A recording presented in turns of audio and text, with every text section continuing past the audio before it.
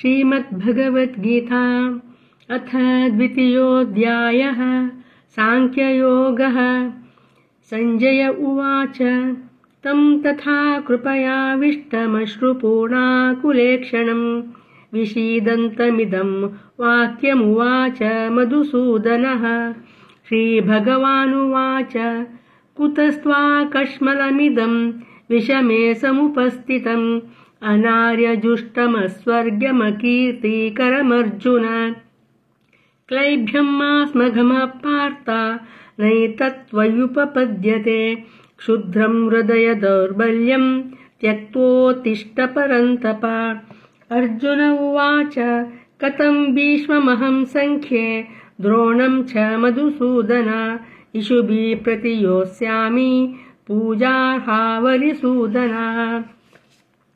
गुरून् हत्वा हि महानुभावान् श्रेयो भोक्तुं भैक्षमपीह लोके। हत्वार्थकामांस्तु गुरूनिहैव भुञ्जीय भोगान् रुधिरप्रदिग्धान्। न चैतद्विद्मः कतरन्नो गरीयो यद्वा जयेम यदि वा नो जयेयुः। यानेव हत्वा न जिजीविषामस्तेव स्थिताः प्रमुखे धार्तराष्ट्राः। कार्पण्यदोषोपहत स्वभावः पृच्छामि त्वां धर्मसम्मूढचेताः। यच्छ्रेयस्यान्निश्चितं ब्रूहि तन्मे शिष्यस्तेऽहं शाधि मां त्वां प्रपन्नम्। न हि प्रपश्यामि ममापनुद्याद् यच्छोकमुच्छोषणमिन्द्रियाणाम्। अवाप्य भूमावसपत्नमृद्धं राज्यं सुराणामपि चाधिपत्यम्। संजय उवाच एवमुक्त्वा ऋषिकेशं गूढाकेशाः परन्तप। न योऽस्य इति गोविन्दमुक्त्वा तूष्णीं बभूवः। तमुवाच ऋषिकेशः प्रहसन्निव भारत। सेनयोरुभयोर्मध्ये विषीदन्तमिदं वचः। श्रीभगवानुवाच अशोचानन्वशोचस्त्वं प्रज्ञावादांश्च भाषसे। गतासूनगतांसूंश्च नानुशोचन्ति पण्डिताः।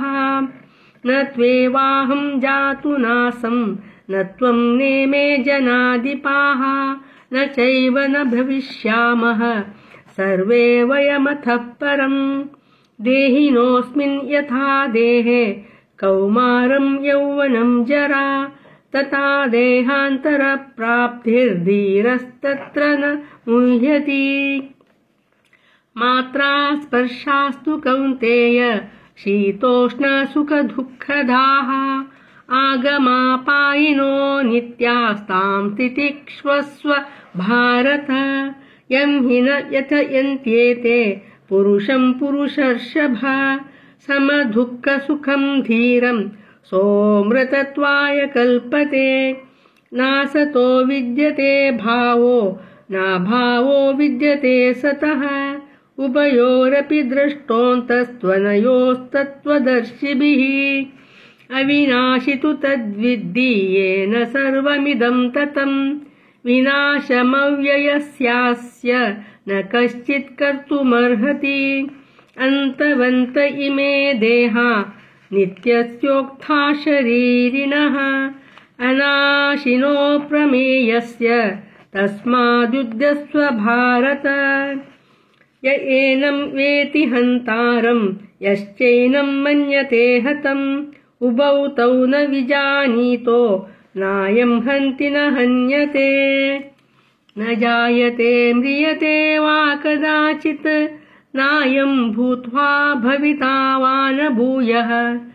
अजो नित्यः शाश्वतोऽयं पुराणो न हन्यते हन्यमाने शरीरे। वेदाविनाशिनं नित्यं य एनमजमव्ययम्। कथं स पुरुषः पार्थ कं घातयति हन्तिकम्। वासांसि जीर्णानि यथा विहाय नवानि गृह्णाति नरोपराणि तथा शरीराणि विहाय जीर्णान्यन्यानि संयाति नवानि देहि नैनं चिन्दन्ति शस्त्राणि नैनं दहति पावकः न चैनं क्लेदयन्त्यापो न शोषयति मारुतः अच्छेद्योऽयमदाह्योऽयमक्लेद्यो शोष्य एव च नित्यः सर्वगतस्ताणुरचलोऽयं सनातनः अव्यक्तोऽयमचिन्त्योऽयमविकार्योऽयमुच्यते तस्मादेवं विदित्वैनं नानुशोचितुमर्हसि अथ चैनं नित्यजातं नित्यं वा मन्यसे मृतं तथापि त्वं महाबाहो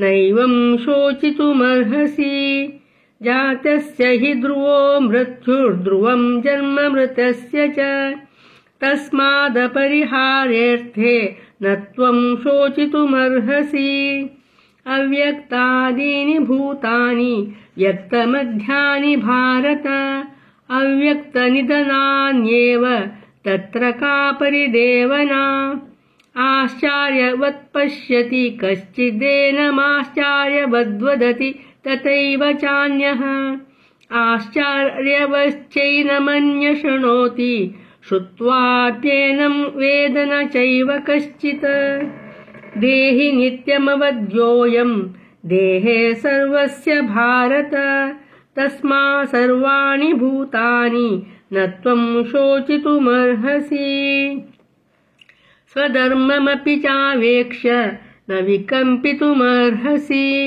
धर्म्याद्धियुद्धात् श्रेयोऽन्यत् क्षत्रियस्य न विद्यते यद्रच्छया चोपपन्नं स्वर्गद्वारमपावृतं सुखिनः क्षत्रियः पार्थ लभन्ते युद्धमीदृशम् अथ चेत्त्वमिमं धर्म्यं सङ्ग्रामं न करिष्यसि ततः स्वधर्मं कीर्तिं च हित्वा पापमवाप्स्यसि अकीर्तिं चापि भूतानि कथयिष्यन्ति ते व्ययाम् सम्भावितस्य चाकीर्तिर्मरणादतिरिच्यते भयादणादुपरतं मंस्यन्ते त्वामहारताः येषां च त्वं बहुमतो भूत्वा यास्यसि लाघवम् अवाच्यवादांश्च बहून् वदिष्यन्ति तवाहिताः निन्दन्तस्तव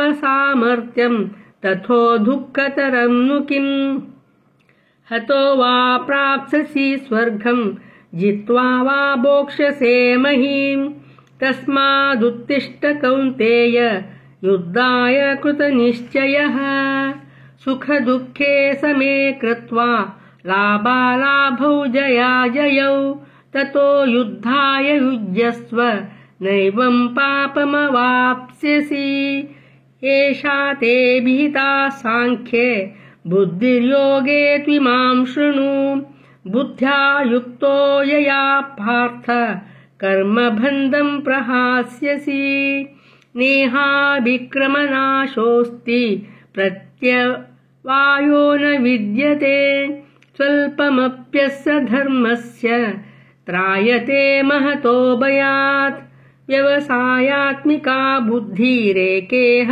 कुरु नन्दन बहुशाखा ह्यनन्ताश्च बुद्धयो व्यवसायिनाम् यामिमां पुष्पितां वाचं प्रवदन्त्यविपश्चितः वेदवादरथा पार्थ नान्यदस्तीति वादिनः कामात्मानः स्वर्गपरा जन्मकर्मफलप्रदां क्रियाविशेषबहुलां भोगैश्वर्यगतिं प्रति भोगैश्वर्यप्रसक्तानां तया पहृतचेतसां व्यवसायात्मिका बुद्धि समाधौ न विधीयते त्रैगुण्यविषया वेदा निस्सैगुण्यो भवार्जुन निर्द्वन्द्वो नित्यसत्त्वस्थो निर्योगक्षेम आत्मवान् यावानर्थ उदपाने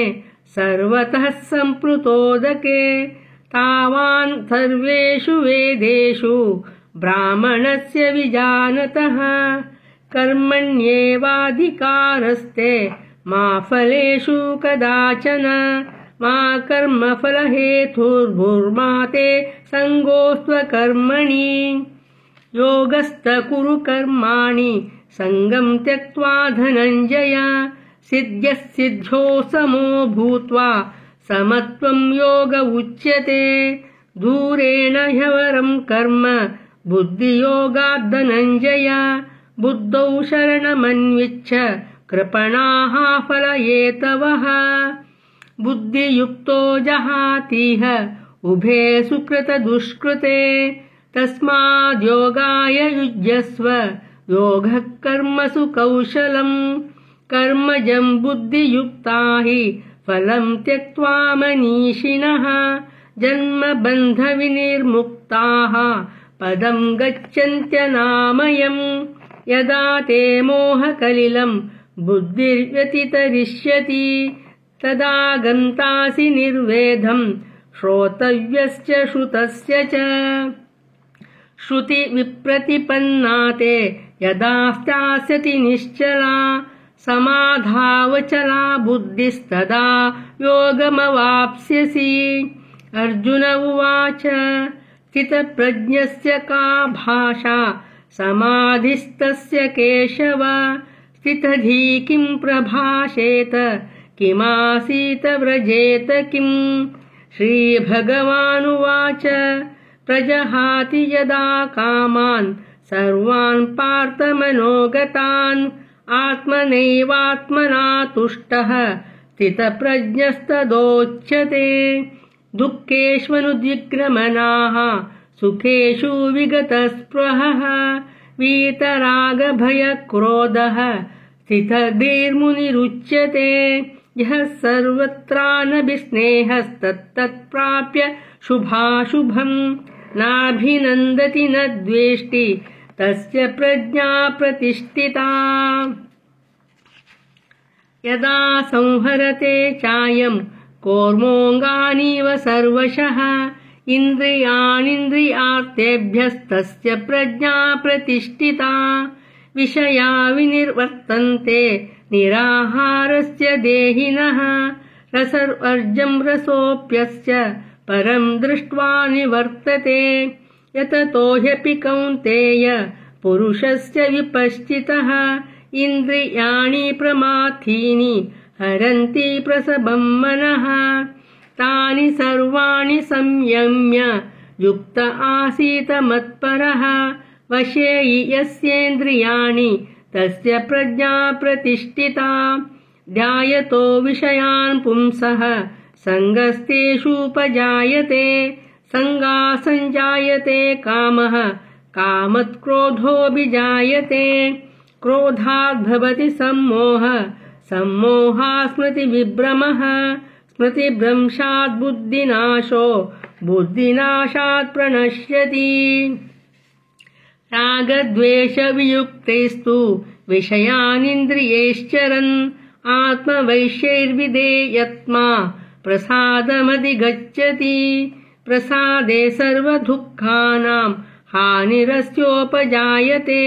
प्रसन्नचेतसो ह्याशु बुद्धिः पर्यवतिष्ठते नास्ति बुद्धिरयुक्तस्य न चायुक्तस्य भावना न चाभावयतः शान्तिरशान्तस्य कुतः सुखम् इन्द्रियाणां हि चरतां यन्मनोनुविधीयते तदस्य हरति प्रज्ञां वायुर्नावमिवाम्भसि तस्माद्यस्य महाबाहो निगृहीतानि सर्वशः इन्द्रियाणीन्द्रियार्थेभ्यस्तस्य प्रज्ञा प्रतिष्ठिता या निशा सर्वभूतानां तस्यां जागर्ति संयमी यस्यां जागृति भूतानि सा निशा पश्यतो मुनेः अपूर्यमाणमचलप्रतिष्ठं समुद्रमाप